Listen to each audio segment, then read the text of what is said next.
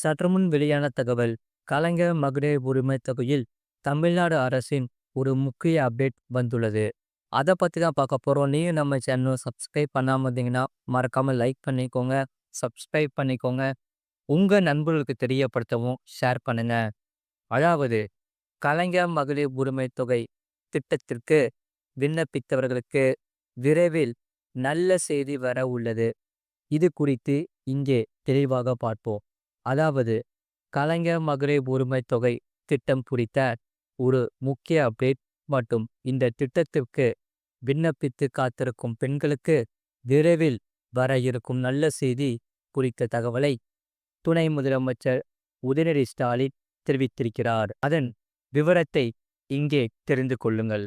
அதாவது காஞ்சிபுரம் மாவட்ட திமுக நிர்வாகியின் இல்ல திருமண விழாவில் கலந்து கொண்டு பேசிய துணை முதலமைச்சர் உதயநிதி ஸ்டாலின், தமிழ்நாடு அரசு வெகு சிறப்பாக செயல்படுத்தி கொண்டிருக்கும் இந்த கலைஞர் மகளிர் உரிமை தொகை திட்டத்தில் இப்போது வரை 1.20 கோடி பெண்கள் பயனாளிகளாக இருப்பதாக தெரிவித்துள்ளார். இந்த திட்டத்தில் பயனாளிகளாக சேர்க்கப்பட்டிருக்கும் அனைத்து குடும்ப பெண்களுக்கும் மாதம் 1000 ரூபாய் என 2 ஆண்டுகளில் 24,000 ரூபாய் தமிழ்நாடு அரசு கொடுத்திருப்பதாகவும் துணை முதலமைச்சர் தெரிவித்திருக்கிறார். அந்த வகையில் இந்த திட்டம் 2023ஆம் ஆண்டு செப்டம்பர் 15 தொடங்கப்பட்டு வரும் செப்டம்பர் 15ஆம் தேதியுடன் 2 ஆண்டுகளை வெற்றிகரமாக நிறைவு செய்து 3வது ஆண்டில் அடியெடுத்து வைக்கிறது. இதையடுத்து தன்னுடைய பேச்சில் குறிப்பிட்ட துணை முதலமைச்சர் உதயநிதி ஸ்டாலின், உங்களுடன் ஸ்டாலின் முகாமில் கலைஞர் மகளிர் உரிமை தொகை திட்டத்திற்கு விண்ணப்பிக்கும் பெண்களுக்கும் ஒரு முக்கிய செய்தியை கூறியுள்ளார். அதாவது அவர் பேசும்போது, இந்த கலைஞர் மகளிர் உரிமை தொகை திட்டத்திற்கு தகுதியான பெண்கள் ஆர்வமாக உங்களுடன் ஸ்டாலின் முகாமில் விண்ணப்பித்து வருகின்றனர். அவர்கள் எல்லோருக்கும் விரைவில் நல்ல செய்தியை முதலமைச்சர் அறிவிப்பார். இதனால் இப்போது இருக்கும் பயனாளிகளுடன் கூடுதலான பயனாளிகளாக பெண்கள் சேர்க்கப்பட்டு இந்த திட்டத்தின் மூலம் மாதம் 1000 ரூபாய் தமிழ்நாடு அரசு கட்டாயம் வழங்கும் என்றும் கூறினார். ஆனால் இந்த இடத்தில் கவனிக்க வேண்டிய ஒரு விஷயம் உள்ளது. உங்களுடன் ஸ்டாலின் முகாமில் விண்ணப்பித்த பெண்கள் எல்லோருக்கும் இந்த கலைஞர் மகளிர் உரிமை தொகை கிடைக்கும் என்று அவர் கூறவில்லை. கலைஞர் மகளிர் உரிமை தொகை திட்டத்தில் கூடுதலான பயனாளிகள் சேர்க்கப்படுவார்கள் என்றோ அவர்களுக்கு மாதம் 1000 ரூபாய் தமிழ்நாடு அரசு வழங்கும் என்றே கூறினார். துணை முதலமைச்சர் கவனமாகவே இந்த வார்த்தையை பயன்படுத்தியுள்ளார். அதனால் உங்களுடன் ஸ்டாலின் முகாமில் விண்ணப்பித்த பெண்கள் எல்லோருக்கும் இந்த கலைஞர் மகளிர் உரிமை தொகை திட்டத்தில் கிடையாது. புதியான பெண்கள் தேர்வு செய்யப்பட்டு அவர்களுக்கு மாதம் 1000 ரூபாய் உரிமை தொகையானது வழங்கப்படுவது உறுதி.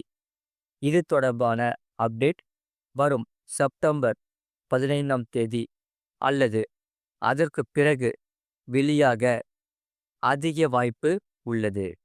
ஆகையால் பெண்கள் இந்த கலைஞர் மகளிர் உரிமை தொகை கோரி கொடுத்த விண்ணப்பங்கள் மீதான பரிசீலனையும் நடந்து வருகிறது.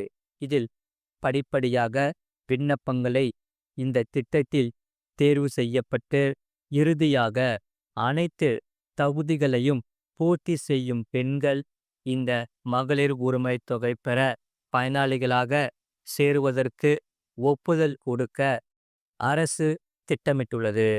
மறக்காம நீங்கள் லைக் பண்ணிக்கோங்க, சப்ஸ்கிரைப் பண்ணிக்கோங்க.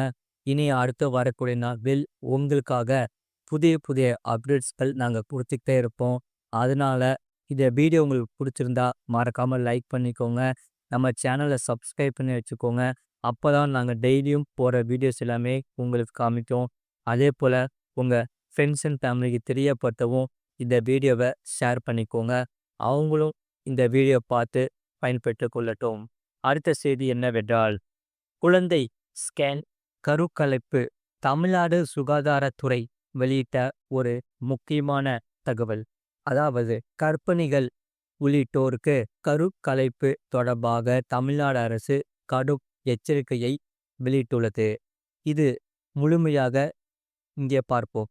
அதாவது கர்ப்பிணிகள் உள்ளிட்டோருக்கு பாலின விகிதம் என்பது ஒரு நாட்டின் மக்கள் தொகையில் 1000 ஆண்களுக்கு எத்தனை பெண்கள் என்ற விகிதம் ஆகும்.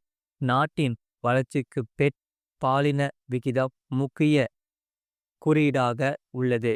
பெண் சிசு மரணத்தை தடுப்பதற்கு கருவில் இருக்கும் குழந்தை ஆணா பெண்ணா என கண்டறியப்படுவது பாலின தேர்வு தடை சட்டம் 1992 பிரிவு 6 படி தடை செய்யப்பட்டுள்ளது. மேலும் ஸ்கேன் சென்டர்கள் தொடர்ந்து கண்காணிக்கப்பட்டு வருகிறது. அந்த வகையில் திருப்பத்தூர், கிருஷ்ணகிரி மற்றும் தருமபுரி மாவட்டங்களில் பாலினம் கண்டறிதல் அதிகளவில் நடைபெற்று வருகிறது. கடந்த 5 ஆண்டுகளாக போர்ட்டலில் ஸ்கேன் மிஷின் வைத்துக்கொண்டு கிராமப்புறங்களில் ஒதுக்குப்புறமான இடங்களில் கொட்டகை அமைத்து அல்லது வீட்டை தற்காலிகமாக வாடகை எடுத்து இடைத்தரகர்கள் மூலம் கருவில் இருக்கும் குழந்தை ஆணா பெண்ணா என கண்டறியும் ஒரு கும்பல் கரு கலைப்பு செய்வதை வாடிக்கையாக கொண்டுள்ளது.